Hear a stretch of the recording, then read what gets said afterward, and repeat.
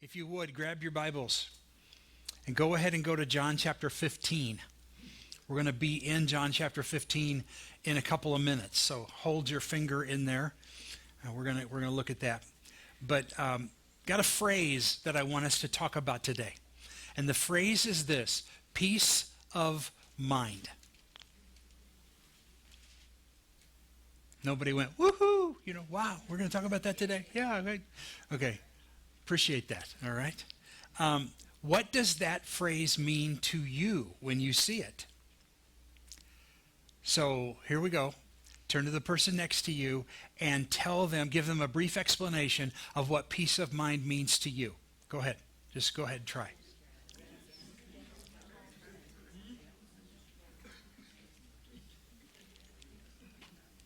Got it? You guys talk way more than this when I'm not preaching. When I'm, yeah. The idea of peace, that's not a new idea to us. The idea of peace is used through the scriptures in many different ways.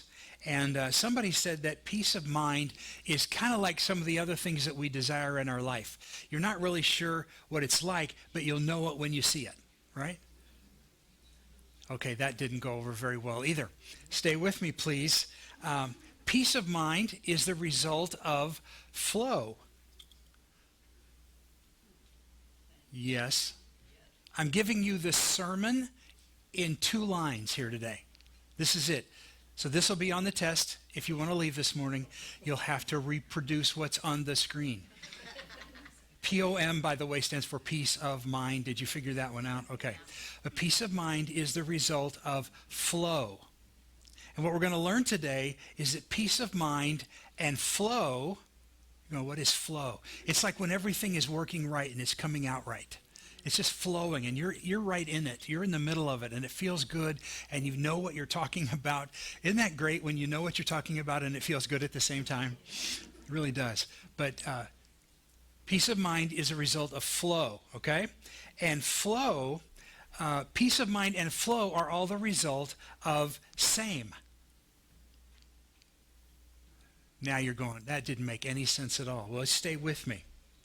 So many people today are obsessed with what's new and what's next that sometimes we don't appreciate same. We don't appreciate when things are the same. We've been finding our flow, how it's supposed to be going. We've been working on that every Sunday. That's really where we've been going, is to try to get that in our lives. But to stay in our flow, we're going to have consistency. How consistent are you? In some things, you're very consistent, right? You eat the same thing for breakfast every day? That's not exactly what I was referring to by flow. But consistency is the key to sustaining flow in everything we do. And it's no different in our walk with God. There's no exception there. Our walk with God comes from all of this that we're talking about. So, let me throw a verse of scripture at you. It's not the one I asked you to look up, but it'll get us going in the right direction. Genesis chapter 26, verse 18. It says, Isaac reopened the wells that had been dug in the time of his father Abraham, which the Philistines had stopped up after Abraham died, and he gave them the same names his father had given them. Did you catch the relationship there? When you reopen the wells, then something can flow out of them, right? Okay, it returns the flow of water. Now, we've talked about how the enemy tries to block the flow of God out of our lives. He tries to block the source where our connection with God comes from. Now, the enemy will use things like bitterness and resentment and complacency and laziness. These are things that the enemy loves to use. The enemy wants to put dirt in the place where the blessing of God comes from. That's why I chose that verse of scripture, because Abraham had dug so many wells, and then after Abraham died, the enemy came in and they started stopping up those wells. And how did you do that? You fill them up with dirt. And you keep filling until you can't get any more water out of it. And so when we start digging out some of the stuff there is a fresh flow that is coming into our lives. It's a fresh and rejuvenated relationship with God. And that's what we're after. And that results in what we are calling today peace of mind.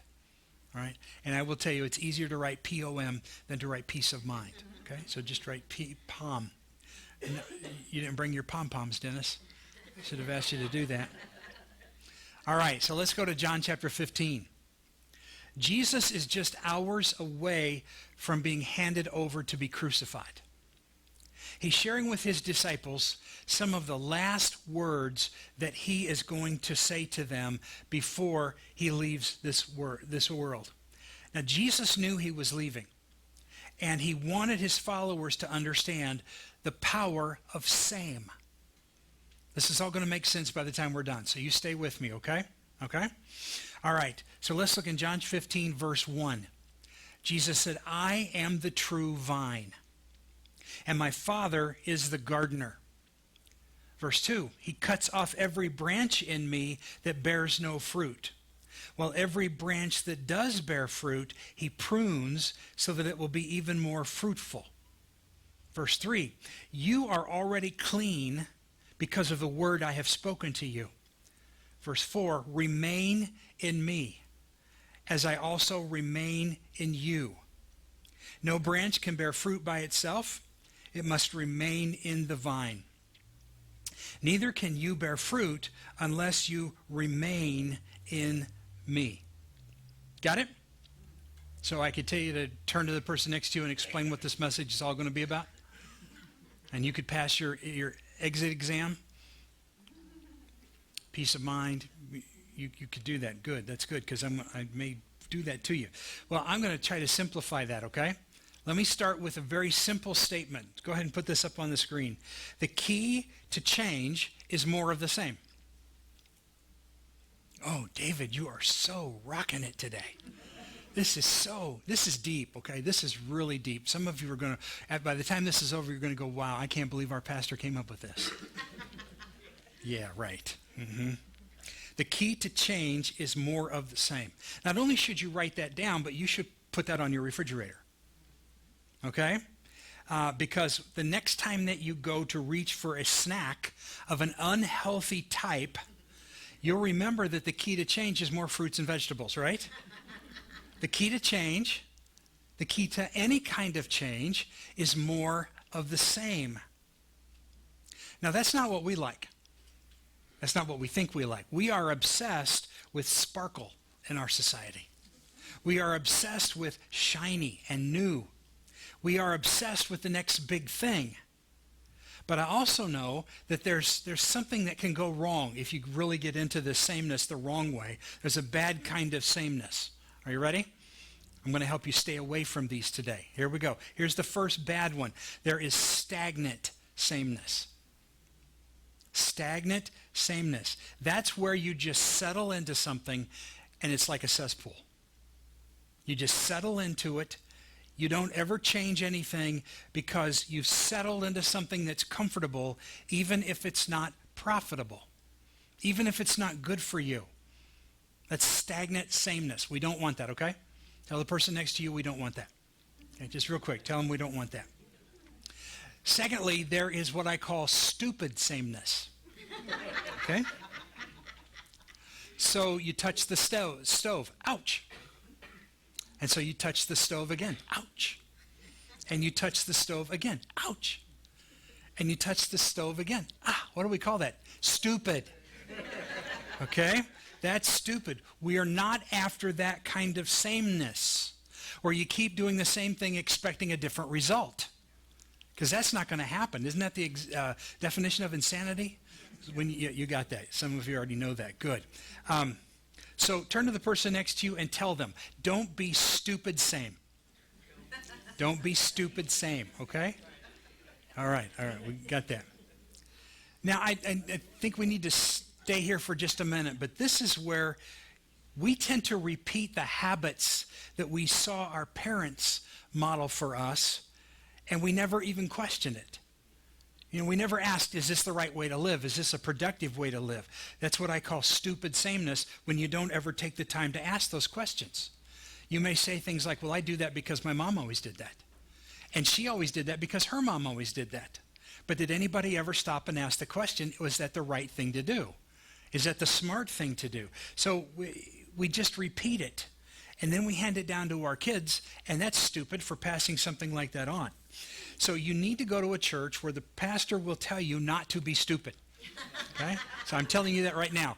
I don't want you to be stupid, all right? What wasn't stupid, by the way, was you showing up here today. All right? There's nothing stupid about that. In fact, the devil got nervous when he saw you starting to get ready to come to church. You don't believe me, but it's true. The fact that you came here this morning and you came to learn and you came to get something out of this makes him very, very nervous. All right? All right, there's another kind of sameness we need to talk about. There's what I call stubborn sameness. Some of you are sitting next to someone who exemplifies stubborn sameness. Don't need to point, don't need to look. I can already tell who you're talking about. And these are the words with this person. Well, that's just the way I am. Right? I'm just being me. And my favorite one, I'm just keeping it real. Yeah, I'm just keeping it real. No, you're stubborn, okay? So be careful with that. All right, here's another one. There's what I call scared sameness. This is where you would rather gather in a circle and walk around the desert for 40 years than to ever take on a new challenge. So this is where we say, I'm going to keep things the same because I'm scared to change. Sometimes we are. We're scared to change. But what I want to focus on today is a different kind of sameness, okay? I want to introduce you to sacred sameness. Because I think the word same gets a bad rap. It's hardly ever used in a positive sense, and I think we need to change the way we see the idea of same. Now, we have a lot of young people in our church, and I realize that if they are not taught about the power of same, they may spend the next couple of decades of their lives running around drilling new wells, not realizing that every time they drill a new well, they have to put themselves into it. And it's going to take something out of them, and there's going to be a cost to it. My point is, when it comes to sameness, if we don't plant ourselves, we will never accomplish what God wants us to accomplish. If we don't plant ourselves, if we don't put some roots down, if we don't stay in one place. One of my goals when it comes to preaching is I want to preach in the same church as long as I am able.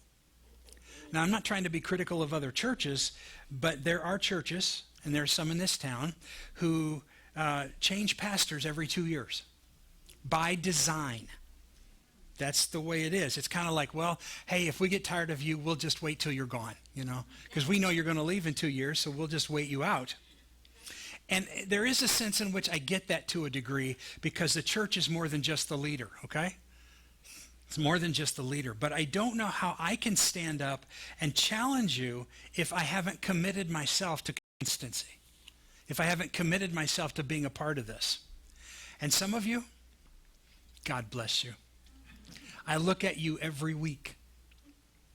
I see your consistency. Some of you sit in the same seat every Sunday. And I got to tell you, honestly, that encourages me, which is why it messes me up so bad when you move to the other side of the auditorium. Here's my concern. We get to do the same thing for a long time together, and that's important. Because some of us don't have anything to hand down to our kids if we don't get planted somewhere. We want to pass on something to our kids other than the 9 critical reviews of the other churches that we attended. No, we didn't stay there because, that's not what we need to pass down to them. So write this down. If you resist the monotonous, you will miss the miraculous. Oh, Pastor, so good. If you resist the monotonous, you will miss the miraculous. Makes sense, right? Some of you go, I don't know about that. Jesus said, when you think about your relationship with me, he's talking to his disciples. He says, when you think about how your life flows, If you want to find a flow in your life, then you need to think of me as the vine. That's what Jesus said. I am the vine. Now, the vine is not the part that runs along the windowsill. Okay? The vine is the part that comes out of the ground. It's like a trunk, and it stands maybe 3 feet tall.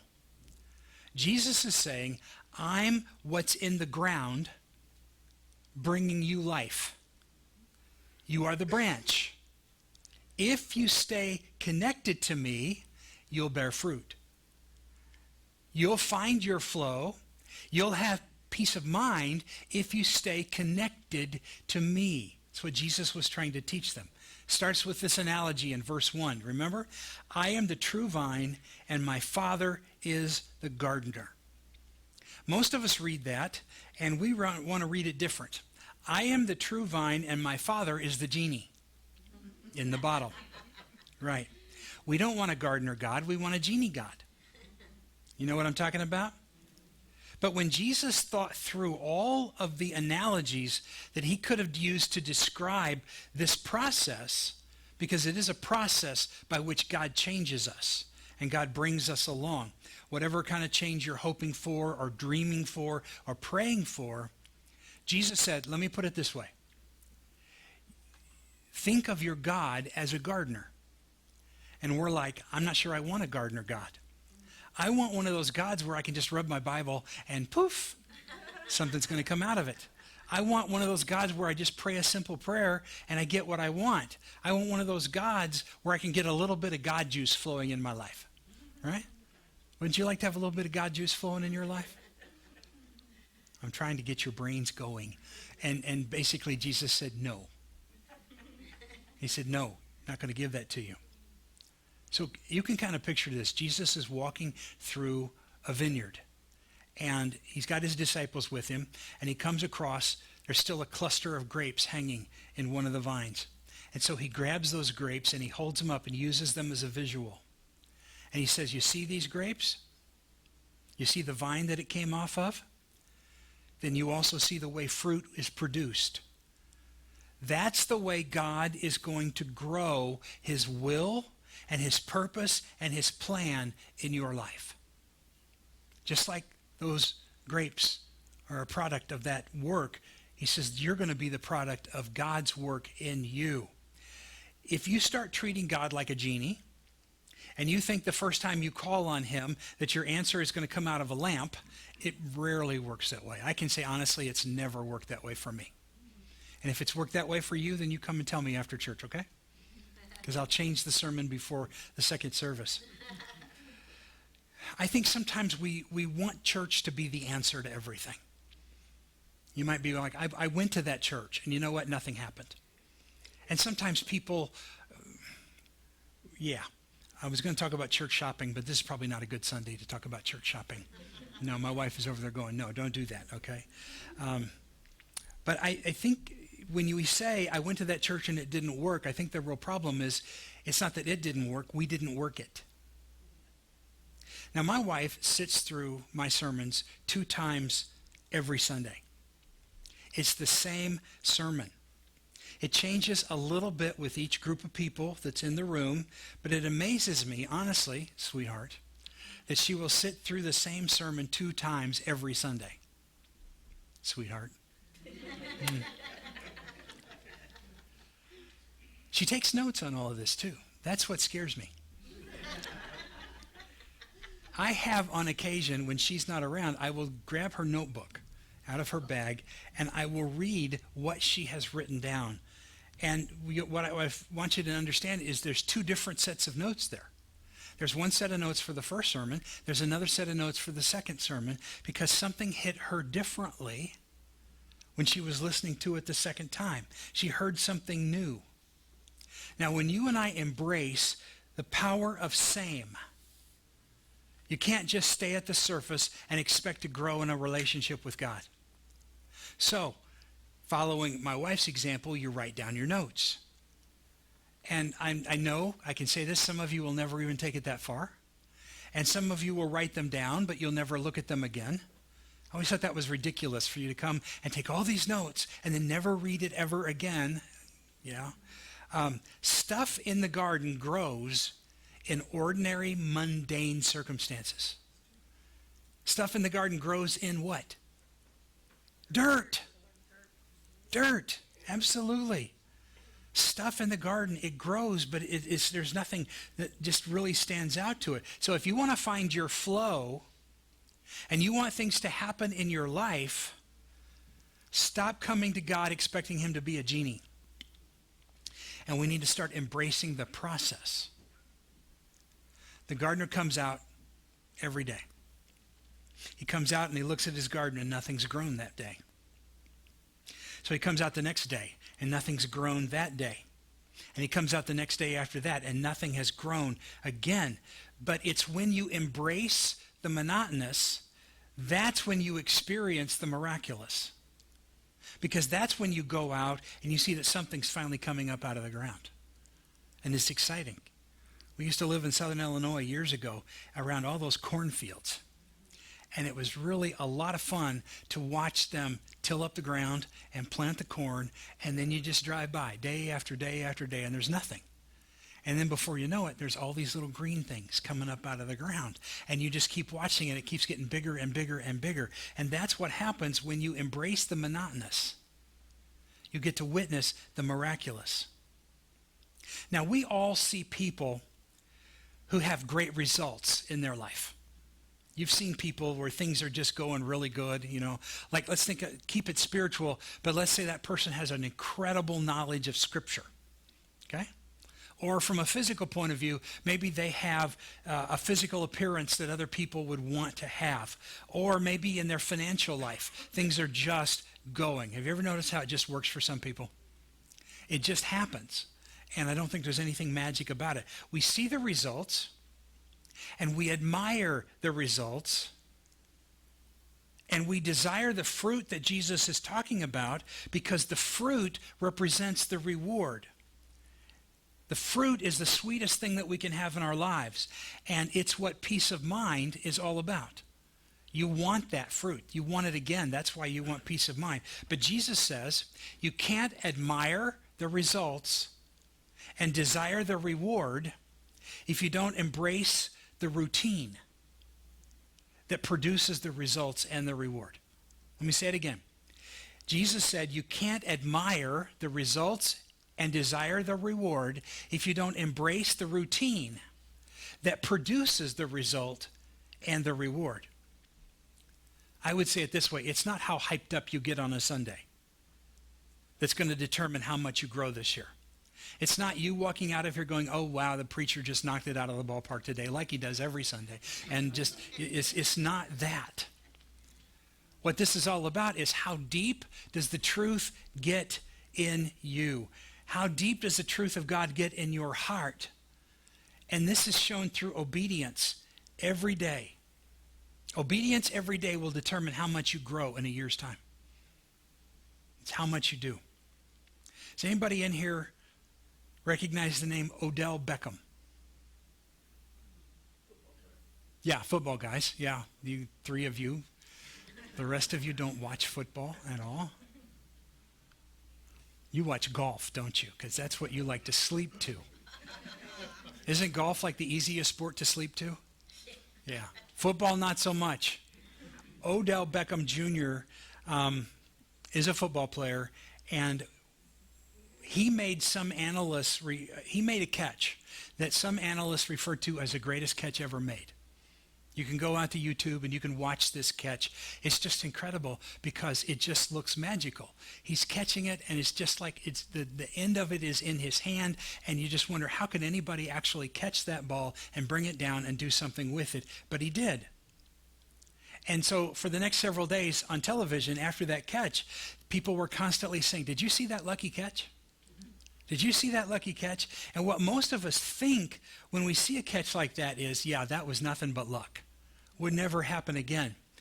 That's what we see when we see somebody whose life is blessed. Somebody who's got grapes on the vine. We're like, wow, you know what? They were probably born to the right family. They married the right person.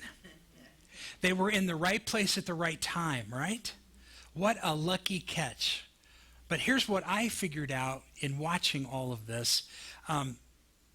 The secret here is that it only looks lucky. You don't get blessed over a lifetime by a lucky moment. If you watch Odell Beckham's warm-up routine, you will see that he's doing the very same thing in practice. They're throwing him the ball that's almost impossible for anybody else to catch, but he's practiced that, taking it and just catching it in the end of his hand and bringing it down and putting it away. So for him, it's become routine. He's doing the same thing over and over and over again. He practiced that catch. When you see God doing something in somebody's life, when you see them having supernatural peace and abundant joy, when you see them making wise decisions, I want to tell you a secret. They practiced that. It took a while for them to get there. So let's go from the football field to the Bible. Let's talk about Joshua for a moment. Joshua was given a command from God that made no sense. He was leading the people through leading them to the promised land, and for 40 years they had been what? They had just been wandering around in the desert, going round and round in circles. And so they had been waiting for 40 years for this opportunity. So the first day that they're in that new land, they get up in the morning and they get their marching orders. They're supposed to head out and go to a city called Jericho. It was a city of walls. It wasn't necessarily a big city, but the walls were that tall. They were really that high, which tells me that some of the stuff that we're looking at isn't as big as we think it is, okay? We just need the right perspective to see what God says is possible. So the first city that they come to in the promised land is Jericho, and here's the key. If you can get through this city, that's kind of the key to Canaan. If you can do this right and get through this city, then you're going to make it. But you got to get through that first city. Sometimes you know this. The first step to anything is the hardest step to take, right? It really is. Getting started can be the hardest part. When I'm writing a sermon, getting started is often the hardest part. But once you get that flow going, once you've got that happening in your life, it's not that hard. For me, the hardest parts are starting and finishing, which is why sometimes I like to jump in the middle of the sermon. I'm just going to keep going. We're never going to end. We're just going to keep going with it. But that's what God is going to help us with here at the Crosswalk. God started something in Joshua. God is starting something in us. And now they had to complete it. And now we have to complete what God has started. So God says to Joshua, he says, I want you to march around the walls of that city for 6 days. So they started walking. And you really need to read the story if you haven't read the story. Some of you have not read it ever. Some of you haven't read it for a long time, but I encourage you to go back and read it. They were told to walk around the walls on the first day. They were to walk around the walls on the second day. They were to walk around the walls on the third day. They were to walk around the walls on the fourth day. They were to walk around the walls on the fifth day. They were to walk around the walls on the sixth day. You get the point? Okay. But on the seventh day, they were to walk around the walls 7 times. And then they're told that the walls would come down. And it says that Joshua obeyed. And that's really the key to the story, is the obedience. It's not the revelation. It's not like, wow, Joshua, let me tell you, and this is going to be the best part. It's the response to what we're told that determines the blessing we're going to get. So it's not what you hear today that's important. It's what you do with what you hear today that's important. That's going to determine whether or not we bear fruit in our lives. So we're in Joshua, and this is in chapter 14, in verse 14, excuse me. So on the second day, they marched around the city once and returned to the camp. They did this for 6 days. And we've talked about this before, but anytime you see the number 6 in the Bible, what does it mean? It's a number of man. Okay? We find this also in Revelation. It's the number of man. 6 is the number of man. 6 represents the totality of our efforts without God. It's a symbol. It always symbolizes and it always shadows the number of man. which makes it even more special when we move into verse 15. The next verse says, on the seventh day. Now just pause right there. 7 is God's number.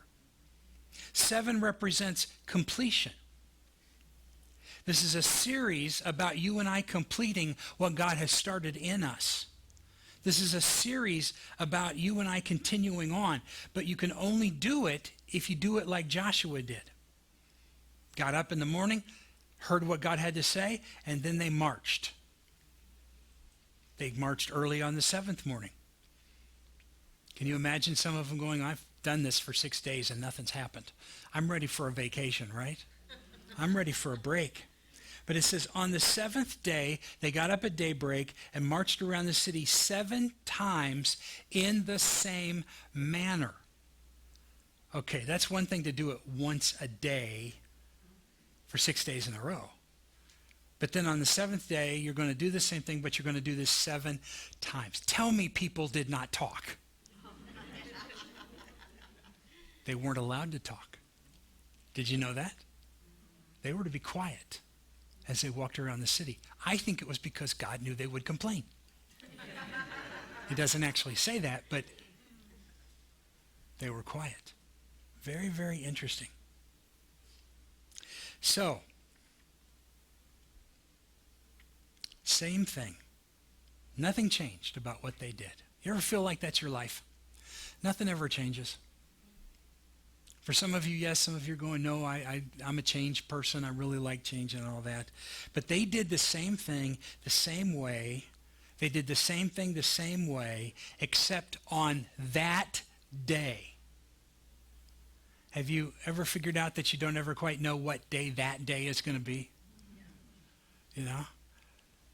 But if you don't walk that lap that day, the final day, because you didn't want to do something that was monotonous, then you won't be in a position to receive that which is miraculous. Now, this applies to parents and grandparents in here. So if you don't invest in your kids intentionally, especially when it seems like it's not sinking in, then you're not going to get to experience the moment of breakthrough when they come back to you later and say, you know what, Mom or Dad, you were right. Some of you don't think you're ever going to hear those words. I think our problem is we give up too quickly. People walk away from stuff. They don't see anything happening, so they quit their Bible reading 2 weeks in. Okay, I'm about to give you a summer Bible reading challenge, which we do every year. I'm going to give it to you in just a minute. But this is what happens with gym memberships. They join the gym, they quit the gym. They ask for a refund from the gym because the 6 pounds did not melt away in the first 3 days. Who knows? They might have to show up for 3 weeks or maybe even 3 months. You see, it's the power of same. It works in your body. It works in your mind. It works in your spirit. Can we all agree that some things don't happen overnight? Things that we wish would happen overnight rarely happen overnight. Some things don't happen in a year's time. Some things take a lifetime. But on that day, if you have remained faithful to the monotony, then you're going to see a breakthrough. Something's going to happen. Jesus said, I am the vine, and you are the branch. It's the process we resist that will create the results that we long for. Jesus said, my Father has to prune you. Oh, the story was going great, Pastor T. You brought that into it. God's got to prune us? Wow. And what's he really saying to us? No matter what happens, you have to stay connected. Even if it feels like you're being pruned. Even if it feels like things aren't going right. My college tennis coach taught me a lot about the power of same. And I'll see if this confuses you as much as it confused us at that time. But he would show us stuff. He's a very, very good tennis player. You didn't realize I played tennis in college, did you? I was a 4-year letterman. Do they still call it 4-year letterman? Yeah. I lettered 4 years in both tennis and basketball, believe it or not. I did. I know. I got the body for it. You can just. They put me down underneath. I was to cut the guy's legs out from under him as he was going up, okay? Seriously, it's true, isn't it? 4 years, okay. But he taught us so much. But here is the instruction. He would teach us something new, and then he would make this statement. He said, be careful how much you practice at this point, especially when I'm not watching you. And we're all thinking, what? We've always been taught, wouldn't it be better to practice, right? We've all been taught that practice makes perfect. He said, no. Practice makes permanent. Think about that. So he said if we were hitting it wrong and there was nobody to correct us, then we were going to be going in the wrong direction. Some of us have been getting God wrong. We get into habits with God, but unfortunately it just becomes a routine for us. Jesus said this is supposed to be a life flow. This is supposed to keep going. One preacher said it this way, and you can be offended if you are the one who needs to be offended. He said, for some of you, Jesus is your weekend activity, not your daily priority. Ouch. So we've been doing it wrong. And if we're doing it wrong, then that's the way we're going to continue to do it, because that's what we've locked in. Now remember, the key to change is more of the same. Okay? But we've got to repeat the right things in the right way. Repeat the right things in the right way so that we can bear fruit in the process. Repeat the right things in the right way. That means when we give, we don't just give to get it off of our checklist. No, we give with a grateful heart. When we worship and praise God, we don't do it in a way where we feel like we have to. We do it because we get to. When you serve, don't serve so that you get the credit for it. Serve out of the well of a life that God has put inside of you. So, write this down. I've already said it a couple times. Repeat the right things until the routine is the reward. Oh, David, so good. Repeat the right things until the routine becomes the reward. So you don't have to thank me now. I want to challenge every person in this room to read the book of Proverbs this summer and to read it 3 times. These are some of the most important passages in Scripture as far as the way you're going to live your life. I challenge everybody to read 1 chapter of Proverbs every day this summer, starting June the 1st. So I'm even giving you a few days to get ready for this, right? You know how a song can get stuck in your head? What do they call that? An earworm. An earworm, yeah. Boy, I get those. You can get Scripture stuck in your heart if you want to. We can get to the point where we'll walk around and hear the words of Jesus if we do it right. If we do it right, we will get those patterns into our lives. So as you're reading through the Proverbs, I want you to read it. I want you to read it out loud occasionally. I want you to read it in different versions. I want you to read it to somebody else. That's fun.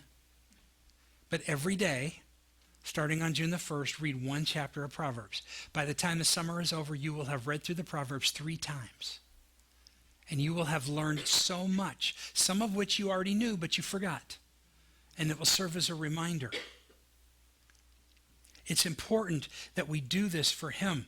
I think you can see if we get it in our hearts, then it's going to begin to flow out of us. I want us to flow from what we put inside of us. To flow from within, we're going to have to increase the frequency. So we're going to take that chapter and we're going to read it. And some of you are going to miss the miraculous because you resist the monotonous. And some of you are only going to make it 3 days. Some of you may make it 3 weeks, but I can guarantee what's going to happen is about halfway through the summer, you're going to come back to me and you're going to say, Pastor, I quit. And I'm going to say, why did you quit? And you're going to say, well, it's because I missed a day. So what? Start over again or read the next day. But get to this point where it's important that it stays in you. And because we all want the rewards. I would love to have the fruit in my life that I've seen in the lives of other people. But Jesus said in order to do that, his word was you have to remain. You have to remain. So let me give it to you in a sentence. You'll never arrive if you can't remain. You'll never arrive if you can't remain. And if this is the problem, if you can't remain, then peace of mind is just a pipe dream. It's never really going to happen. We all have goals that we want to get to, right? We have things that we would like to see God do in our lives. But we're never going to reach them if we don't learn to remain. Think about that vine. The branch reaches. But the only way that it's able to reach is if it's remaining in the vine. So I want to encourage us all to set some goals for ourselves this summer. I want us to set those goals, and when you reach a goal, celebrate that goal. Call somebody. You don't even have to tell them what the goal was. Just call and say, I'm so happy I did what I said I would do. Some of you haven't done that ever. You never called somebody to share that, but I want you to do that.